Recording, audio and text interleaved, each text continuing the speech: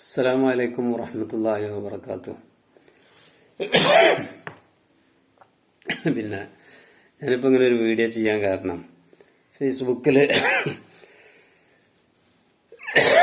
ഇപ്പോൾ പരിശുദ്ധ റമദാന് വരാനുള്ള, അപ്പോൾ അതുമായി ബന്ധപ്പെട്ടിട്ട് ഇനിയിപ്പോൾ കുറേ കോലാഹലങ്ങളുണ്ടാവും. തറാവിയെ 20 നിസ്കരിക്കുന്ന ഒരു ടീമുണ്ടാവും, 8 നിസ്കരിക്കുന്ന ഒരു ടീമുണ്ടാവും, 8 ഉള്ളൂ എന്ന് പറയുന്നവരുണ്ടാവും, 11 ഉള്ളൂ എന്ന് പറയുന്നവരുണ്ടാവും. തറാവി നിസ്കാരത്തിൻ്റെ ഹദീസ്, പിന്നെ വിത്ര നിസ്കാരത്തിൻ്റെ ഹദീസ് കൊടുത്താണ് തറാവിമക്ക് ചാർത്തുന്ന ആൾക്കാരുണ്ടാവും. അങ്ങനെ പലതും ഉണ്ടാവും.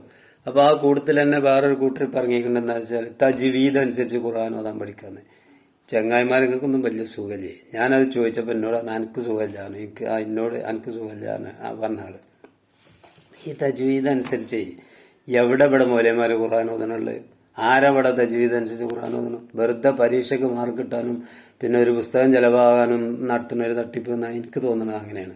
കാരണം എന്താ വെച്ചാൽ തജ്വീദ് നിങ്ങൾ ഏത് ഇതിലും അടിച്ചു നോക്കി തജ്വീദ് അനുസരിച്ച് ഖുർആൻ ഓതണം, തജ്വീദിന്റെ നിയമങ്ങൾ പാലിക്കണം തന്നെയാണ് എവിടെ നോക്കിയാലും നമുക്ക് കാണാൻ പറ്റുക. അതില്ലാതെ പിന്നെ എന്തിനാ ഖുർആന്റെ കാറ്റലോഗാണ് അത്. അതനുസരിച്ച് ഖുർആൻ ഓതാൻ പാടുള്ളൂ. പക്ഷെ ആര് ഓതുമ്പോഴും ഈ തജ്വീദിൽ പറഞ്ഞ ഹർക്കത്തൊക്കെ നീട്ടിയിട്ട് ആരവിടെ ഓതണം? വലിയ വലിയ കാര്യങ്ങൾ പോലും മറ്റേ കാസറ്റ് ചെലവാകാനും അല്ലെങ്കിൽ CD ചെലവാകാനും ഇങ്ങനെ അവർക്ക് വീഡിയോ ഇത് കിട്ടാനും ഒക്കെ ആയിരിക്കും വലിയ വലിയ കാര്യങ്ങളെന്നും പറഞ്ഞുകൊണ്ട് കുറെ ആൾക്കാർ അങ്ങനെ ഓതുന്നത് ഞാൻ കേട്ടിട്ടുണ്ട്. ഇപ്പൊ പരിശുദ്ധ ഹറമിലെ ഇമാമ് വരെ ഓതുമ്പോ ഈ 7 ഹർക്കത്തൊക്കെ നീട്ടിയിട്ടാ ഓതുന്നതെന്നൊക്കെ ഞാൻ ഒരാളോട് ചോദിച്ചപ്പോൾ അയാള് പറഞ്ഞത് ആ ഒരാൾ ഖുർആൻ ഓതുമ്പോ ആ ആൾ എത്ര സ്പീഡിൽ ഓതണോ ആ സ്പീഡിനനുസരിച്ചാണ് ഈ മദ്ദിന്റെ നീളം വരിക എന്നാ പറഞ്ഞത്. അപ്പൊ പിന്നെ ഒരാൾ ഇങ്ങനെ സ്പീഡിലാണ് ഓതി പോകുമ്പോൾ അയാൾക്ക് ഈ പറഞ്ഞ മദ്ദൊന്നും ബാധകമല്ലല്ലോ. അപ്പൊ അയാൾ അങ്ങനെ ഓതാ, അയാൾക്ക് പ്രശ്നമില്ല. പിന്നെ വേറൊരാളുടെയും ചോദിച്ചു ഈ സെദ്, മദ്, ഉന്നത്ത്, ഇതാണോ ഈ ഇഖ്ലാബ്, ഈ ലുഹാർ എന്നൊക്കെ പറഞ്ഞ ഇഖ്ഫ എന്നൊക്കെ പറഞ്ഞ ഒരുപാട് നിയമങ്ങളുണ്ട്. ഈ നിയമങ്ങളെ പറ്റിയൊന്നും ഇയാളെന്താ അതൊന്നും പിന്നെ മീമാക്കി മറിച്ച് മണിക്കേണ്ട സ്ഥലങ്ങളൊക്കെ ഉണ്ട്, അവിടെ നിന്ന് എന്താ അങ്ങനെയൊന്നും ഓതാത്ത് ബലാഉം മുബീൻ എന്നൊക്കെയാണ് പറയാന്നൊക്കെയാണ് പറയുമ്പോൾ പറയാം അത് അയാൾക്ക് ഖുർആന്റെ അർത്ഥം അറിയുന്നുണ്ടെങ്കിൽ അയാൾക്ക് ഇത് ബാധകമല്ല എന്നാ പറയാം. ഏത് ഈ തജ്വീദ് ബാധകമല്ല എന്ന് അങ്ങനെയൊക്കെ പറയുന്ന എത്ര ആൾക്കാരുണ്ട് കാര്യങ്ങൾ. അപ്പോ അങ്ങനെയൊക്കെയാണ് ഖുർആന്റെ കഥകൾ ഇവരൊക്കെ പറയുന്നത്. തജ്വീദിന്റെ അവസ്ഥ എന്നൊക്കെ പറയണേ. എന്താ ഇതിന്റെ കഥ എന്ന് എനിക്കൊരു പിടുത്തം കിട്ടണില്ല. അങ്ങനെ എന്ത് സത്യമാണെന്നുണ്ടെങ്കിൽ ഇപ്പോൾ ഒരു മൂലയിൽ വന്നിട്ടുണ്ട് അൽഫാത്തിഹ എന്ന് പറയുമ്പോൾ ഒരാൾ മരിച്ചെടുക്കാന്നിട്ട് അവിടെ വന്നുകൊണ്ട് ഇയാൾ വന്നു കണ്ടിരിക്കും അൽഫാത്തിഹ എന്നിട്ട് ബിസ്മില്ലാഹിർ റഹ്മാനിർ റഹീം അൽഹംദുലില്ലാഹി റബ്ബിൽ ആലമീൻ റഹ്മാനിർ റഹീം മാലികി യൗമിദ്ദീൻ ഇയ്യാക നഅ്ബുദു വഇയ്യാക നസ്തഈൻ ഇഹ്ദിനസ് സിറാത്തൽ മുസ്തഖീം സിറാത്തൽ ലദീന അൻഅംത അലൈഹിം ഗൈറിൽ മഗ്ദൂബി അലൈഹിം വലദ്ദാലിൻ ആമീൻ. ഇയാളെ ഫാത്തിഹ കഴിഞ്ഞു ഇല്ലേ? അത് കഴിഞ്ഞാണ്ട് പിന്നെ ഖുൽ ഹുവല്ലാഹു അഹദ് അല്ലാഹു സമദ് ലം യലിദ് വലം യൂലദ് വലം യകുൽ ലഹു മൂന്നിട്ട് അത് ഓതി. അതിപ്പോ ഈ ഖുൽ ഹുവല്ലാഹു അഹദ് ഫാത്തിഹ അവിടെ നിൽക്കട്ടെ. ഫാത്തിഹ ഓതുമ്പോ തന്നെ അൽഹംദുലില്ലാ ബിസ്മി ഫാത്തിഹയിൽ പെട്ടതല്ലേ? 7 ആയത്തുകളിലെ ഫാത്തിഹ അത് ബിസ്മി അതിലില്ലേ? എന്നിട്ട് ബിസ്മില്ലാഹിർ റഹ്മാനിർ റഹീം അൽഹംദുലില്ലാഹി റബ്ബിൽ ആലമീൻ റഹ്മാനിർ റഹീം മാലികി യൗമിദ്ദീൻ എന്ന് പറഞ്ഞാൽ ഇങ്ങനെ ഫാത്തിഹ ശരിയാല് ഈ ഓതുന്ന ഫാത്തിഹ ശരിയാണോ? ഈ ആളെന്നെ ഇങ്ങനെ തന്നെയല്ലേ നിസ്കാരത്തിൽ ഓതുണ്ടാവുക? അപ്പൊ ഇയാൾ ഇമാമ് എന്നാൽ ശരിയാവോ? ഇതൊന്നും നമുക്കൊന്നും ഒരു ബാധകമല്ല. നമ്മളാരും അത് ശ്രദ്ധിക്കൂല. ആ മൂലയിലല്ല എന്തെങ്കിലും പറഞ്ഞാൽ കുരുത്തക്കേട് ഇട്ടൂല അറിയും. കുരുത്തക്കേടുള്ള ആളുകളെ തന്നെ കുരുത്തക്കേട് കിട്ടുള്ളൂ. കുരുത്തക്കേടുള്ളവരിൽ നിന്ന് കുരുത്തക്കേടിനെ കിട്ടുള്ളൂ. കുരുത്തുള്ളവരിൽ തന്നെ കുരുത്തം കിട്ടുള്ളൂ. കുരുത്തുള്ളവരോട് പറഞ്ഞു വെച്ചിട്ട് ഓലിരുന്ന് ഒരു കുരുത്തക്കേടും പറ്റില്ല. കാരണം ഓലത്ത് ഇങ്ങനത്തെ സംഭവം ഉണ്ടാവില്ല. ഓലിങ്ങനെ ചെയ്യലോ, ഓല് ശ്രദ്ധിച്ചേ ചെയ്യുള്ളൂ. അപ്പോൾ ഓലിങ്ങനെ ഈ വലിയ ഇപ്പോൾ ഒരു മരിച്ച പെരിയിലൊക്കെ ഒരാൾ മരിച്ചാൽ അവിടെ വലിയൊരു സ്പീക്കർ കൊണ്ട് നോക്കും, പിന്നെ മൈക്ക് ഉണ്ടാവും.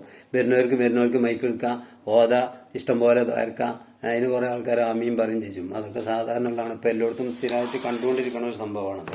അപ്പോൾ പറഞ്ഞതെന്ന് വെച്ചാൽ ഈ തജ്വീദിന്റെ പേരിൽ കുറെ തട്ടിപ്പടക്കുന്നുണ്ട്. ഇപ്പോൾ ഈ നൂറെ ഹബീബ്, നൂറെ അജ്മീർ, അറിവിൻ നിലാവ്, അറിവില്ലാത്ത നിലാവ്, ഇങ്ങനെ കുറെ നിലാവുകളും കുറെ നൂറുകളും കുറെ ഇതൊക്കെ പാടാൻ നടക്കുന്ന ഒരു കാലഘട്ടമാണ് ഇപ്പോൾ.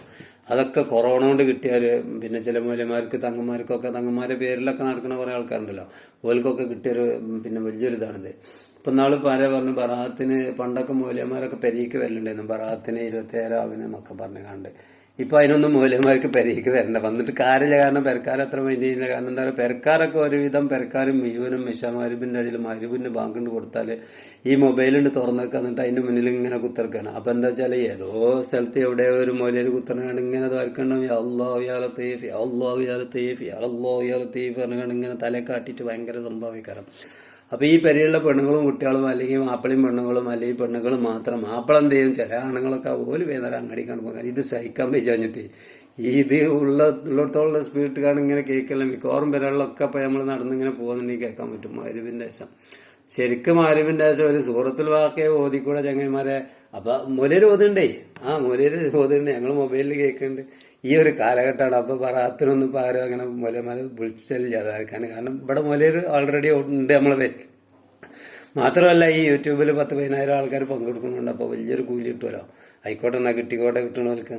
അങ്ങനെയൊക്കെ പാടുള്ള തട്ടിപ്പുകൾ ഇങ്ങനെ നടക്കുകയാണ്. അപ്പോൾ ആ കൂട്ടത്തിൽ തന്നെ ഇപ്പോൾ ഈ നോമ്പാകുമ്പോൾ തജ്വീദിന്റെ പേരിൽ ഇങ്ങനെ ഒരു തട്ടിപ്പ് വേറെയും ഉണ്ടെന്ന് ഞാൻ ഫേസ്ബുക്കിൽ പറഞ്ഞപ്പോൾ ആ ഫേസ്ബുക്കിൽ ഇത് നടത്തുന്ന ആളിനോട് പറഞ്ഞ സഹോ ഇത് പൈസ ഇല്ലാതെയാണ് ഞങ്ങൾ നടത്തേണ്ടത്. ആയിക്കോട്ടെ നിങ്ങൾ പൈസ വാങ്ങാതിരിക്കുക ചെയ്തോളൂ. തജ്വീദിന്റെ കാര്യത്തിൽ ഇങ്ങനെയാണ് ഇന്ന് നമ്മളെ നാട്ടിൽ നടക്കേണ്ടതെന്ന് ഞാൻ പറഞ്ഞു. അത് ഇപ്പം നിങ്ങൾ വെറുതെ തട്ടിപ്പാണതെന്ന് ഞാൻ പറഞ്ഞു. കാരണം തജ്വീദിന്റെ പേരും പറഞ്ഞുകൊണ്ട് വെറുതെ ഇങ്ങനെ കുറേ ആൾക്കാരെ സ്വീപ്പാക്കുക എന്നല്ലാതെ അങ്ങനെ ഉണ്ടെന്നുണ്ടെങ്കിൽ ഈ മൂല്യമാരൊക്കെ നേർക്കും അതിൻ്റെ ഇപ്പോൾ വലിയ വലിയ ഉസ്താമാരാന്നും പറഞ്ഞുകൊണ്ട് വന്നുകൊണ്ടിരിക്കണമല്ലോ അങ്ങനെ തന്നെ അല്ലല്ലോ. അതിൽ കുലുവല്ലാഹു അഹദല്ലാഹു സമദ് പറയും. അങ്ങനെ ഖുർആനിലുണ്ടോ? ഉണ്ടെങ്കിൽ നിങ്ങൾ തെളിയിച്ചരും.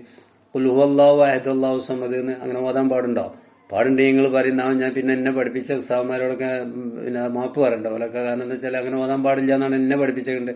കുൽ ഹുവല്ലാഹു അഹദുൻ ഇല്ലാഹു സമദ് എന്നാ കൂട്ടി ഓതാണെങ്കിൽ കൂട്ടി ഓതുമ്പോൾ ഓതേണ്ടിയിരുന്ന കുൽ ഹുവല്ലാഹു അഹദ് അവിടെ നിർത്തണം.